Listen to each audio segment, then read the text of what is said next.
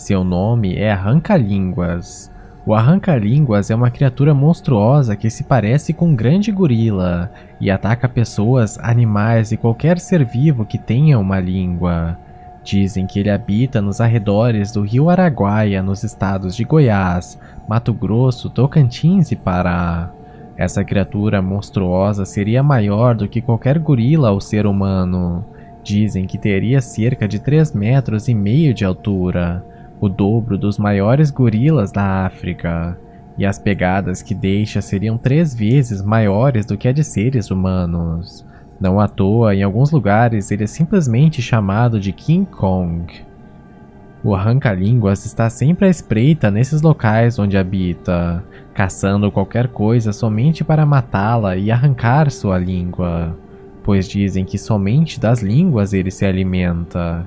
Ele se disfarça de árvores ou de troncos caídos à noite, para que pessoas ou animais se aproximem ou até se encostem nele. Então, quando a pessoa cansada descansa encostada nele, ele ataca, mata e depois arranca a língua da pessoa de forma brutal. Suas principais vítimas seriam bois, cavalos, cabras ou pessoas. Pessoas que cruzaram a região das margens do rio Araguaia relataram ter ouvido à noite urros enormes e assustadores, além de ter encontrado marcas de pegadas gigantescas no dia seguinte. Nessas regiões, não raramente, há relatos de surgimento de vacas e bois mortos, sem nenhum ferimento com exceção da língua arrancada. Essa criatura seria muito forte, o que possibilitaria dominar suas vítimas para arrancar suas línguas sem praticamente feri-las, mesmo sendo animais gigantescos como é o caso dos bois e vacas. Normalmente, em locais onde se diz ter havido sinais de um ataque do arranca-línguas, não há rastros em volta, e nem sinal algum de luta, somente a língua ausente no cadáver. Hoje, as áreas onde essa criatura já foi relatada são evitadas pelos habitantes. Eles hesitam em cruzar por essas áreas, principalmente à noite, e aqueles que são forçados a parar por ali para passar a noite e descansar não conseguem dormir com os 2 olhos fechados. Seu nome é Minhocão. Se dizia que essa criatura era meio peixe e meio serpente. Era uma cobra gigantesca, muito longa e cabeçuda, relatada geralmente tendo cor escura. Ela é conhecida por virar barcos e devorar os pescadores de dentro desses, além de levantar ondas muito grandes e desmoronar barrancos dos rios. Essa criatura é famosa por perseguir pessoas em embarcações nos rios, e por derrubar árvores e destruir estradas. Ela também é conhecida por, ao se locomover em terra firme, criar novos canais para os rios, pois seu corpo é muito grande e muito pesado. Essa criatura é relatada em muitos rios, mas é principalmente encontrada no Mato Grosso do Sul, em Goiás, Santa Catarina, Paraná e nos rios Cuiabá e São Francisco. Além disso, também foi vista em outros países como Uruguai e Bolívia. Ela geralmente habita nas profundezas de vários rios em todos os locais, vivendo também às vezes sobre o barro dos barrancos dos rios, deixando marcas gigantescas no chão na forma de sua imensa cabeça. Dizem que o minhocão possui 45 metros de comprimento, 2 chifres na cabeça, pele grossa e blindada e um diâmetro de 1 a 3 metros de largura, o que pode ser detectado por seus rastros gigantescos. Se diz que quando essa criatura se aproxima, ela produz um imenso ruído, e quem presenciar um ataque do minhocão pode acabar por enlouquecer. Em noites de lua cheia, essa cobra gigante fica embaixo da água, próxima a pontes ou casas de palafitas, somente esperando por presas. Dizem que quando está zangado ou faminto, o minhocão serpenteia pelo rio derrubando embarcações, devorando vários pescadores e afundando todas as canoas que encontra. Também seria geralmente mais ativo durante o clima chuvoso. O minhocão se alimenta principalmente de cavalos e de gado, quando esses se aproximam de rios e lagos para beber água, e provavelmente de humanos também, se eles se aproximarem demais. Seu nome é Romãozinho. O Romãozinho é uma criatura muito conhecida nos estados da Bahia, Goiás, Mato Grosso e na fronteira de Maranhão com Goiás.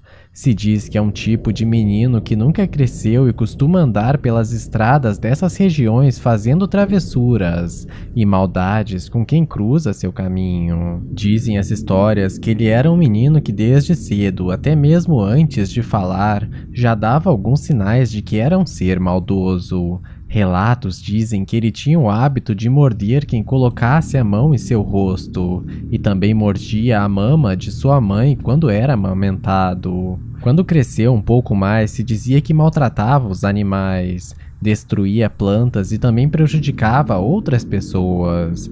Mas toda a história mais macabra sobre essa entidade começou quando o menino cresceu um pouco mais.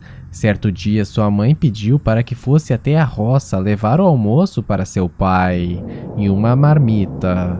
Contrariado, o menino foi, mas no meio do caminho abriu e comeu a comida que estava dentro, uma galinha assada, deixando somente os ossos. Quando seu pai abriu a marmita e viu somente os ossos, perguntou o que havia acontecido. O menino maldoso então respondeu: "Minha mãe me deu a marmita assim.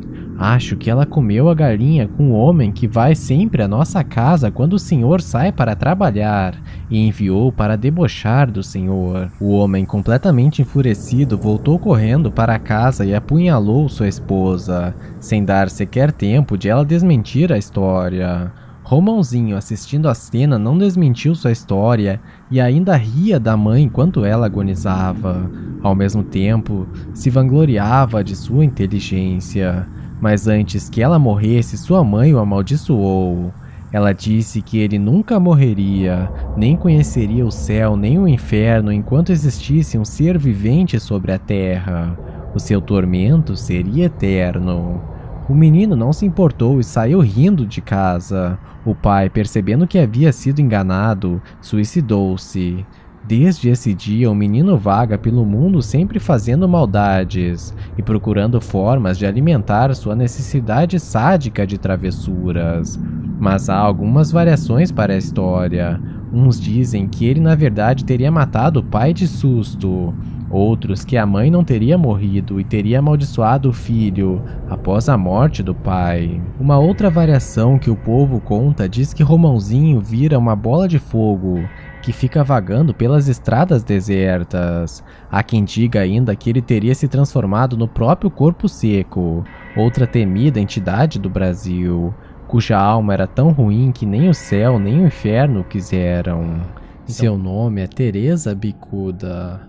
A Teresa Bicuda costumava ser uma moça que possuía lábios consideravelmente grossos, e daí veio seu nome, Teresa Bicuda. Se diz que ela costumava morar em Jaguará, no Larguinho de Santana. Lá ela morava com a mãe e a tratava de uma forma monstruosamente cruel. Se diz que ela mandava a velhinha ir mendigar pelas ruas, batia nela frequentemente e a humilhava das piores formas imagináveis. Os vizinhos reclamavam constantemente do comportamento de Teresa e por ali diziam que ela acorrentava sua mãe e essa apanhava várias vezes por dia. Mas chegou um dia em que ela passou todos os limites, atingindo o auge de sua maldade. Teresa colocou um freio de cavalo na boca de sua mãe, montou nela e andou montada à frente de todo o povo da cidade. Não surpreendentemente, isso foi demais para a pobre mãe, que acabou morrendo durante a humilhação. Mas ela não simplesmente morreu. Antes disso, ela excomungou a sua filha monstruosa. Então Teresa, que já era uma pessoa má e monstruosamente perversa, surtou de vez e a partir desse momento começou a beber exageradamente e a vagar pelas ruas gritando todo tipo de coisa. Nesse momento comentava-se pela cidade que ela era a única pessoa que não ia à igreja, e alguns iam mais longe e afirmavam que ela estava possuída por um demônio. Mas chegou um dia em que ela finalmente morreu e foi enterrada no cemitério da cidade. Mas infelizmente para os moradores da cidade, aquilo não foi o final. Foi na verdade o início de algo muito pior.